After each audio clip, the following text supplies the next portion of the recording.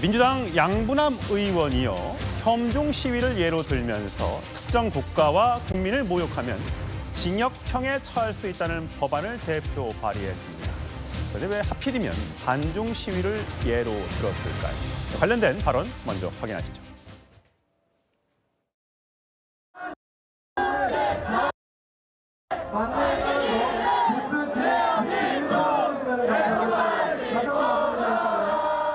지금 관광객을 늘려야 되는데 특정 국가 관광객을 모욕하는 집회를 하고 있던데, 모욕을 해가지고 관계를 악화시키려고.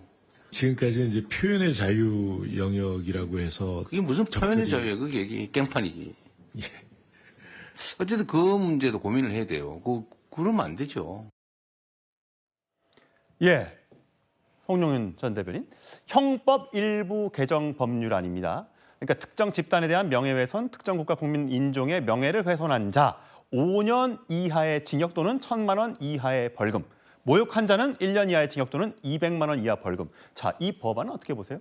만약에 저런 법률이 존재한다면 이재명 대통령부터 처벌 대상이 될 수 있었을 것 같습니다. 왜요? 시진핑 주석과의 정상회담 과정에서 그 중국제 휴대전화를 선물 받았잖아요. 그러니까 이재명 대통령이 그걸 보면서 통신 보안은 되느냐라면서 일종의 조롱성 멘트를 했어요. 저런 법률이 만약에 존재한다면은 코에 걸면 코걸이, 귀에 걸면 귀걸이라서 저것도 특정 국가의 명예를 훼손했다고 보고 처벌 대상으로 삼을 수 있는 겁니다. 그만큼 불명확한 구성 요건이라는 거 먼저 한 가지 말씀을 드리고요. 그다음에 저 특정 국가라고 하는 것은 어느 외국을 제한하고 있는 것이 아니지 않습니까? 그러면은 자, 지금 민주당 정부에서 총리하고 계시는 분, 과거에 그 미 문화원 점거농성의 장본인이죠. 그다음에 여당 대표는 또 어떻습니까?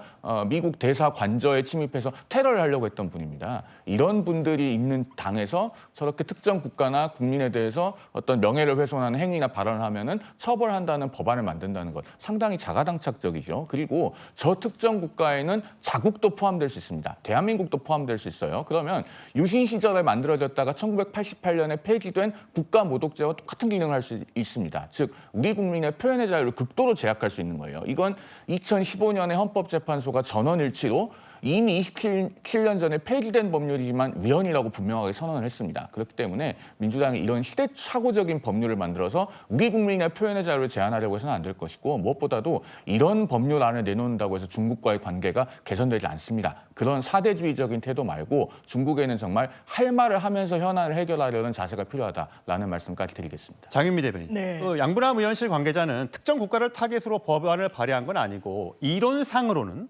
반미 시위에도 적용 가능하다고 했어요. 맞습니다. 지금 보면 트럼프 대통령의 관세 협상을 비난하면서 트럼프 대통령을 욕하는 사람들도 있고 또 대학생 단체가 또 반미 시위를 하는 경우도 있거든요. 맞습니다. 똑같은 거예요? 예, 똑같습니다. 왜냐하면 이게 해외 입법례가 상당히 많아요. 이를테면 헤이트 스피치라고 해서 특정 국가, 종교, 인종에 대해서 징후를 담거나 아주 극심한 명예훼손을 하면 처벌하도록 되어 있습니다. 특정 국가를 한국을 지칭한다고 해석하는 법조인은 없을 거라고 생각하고요.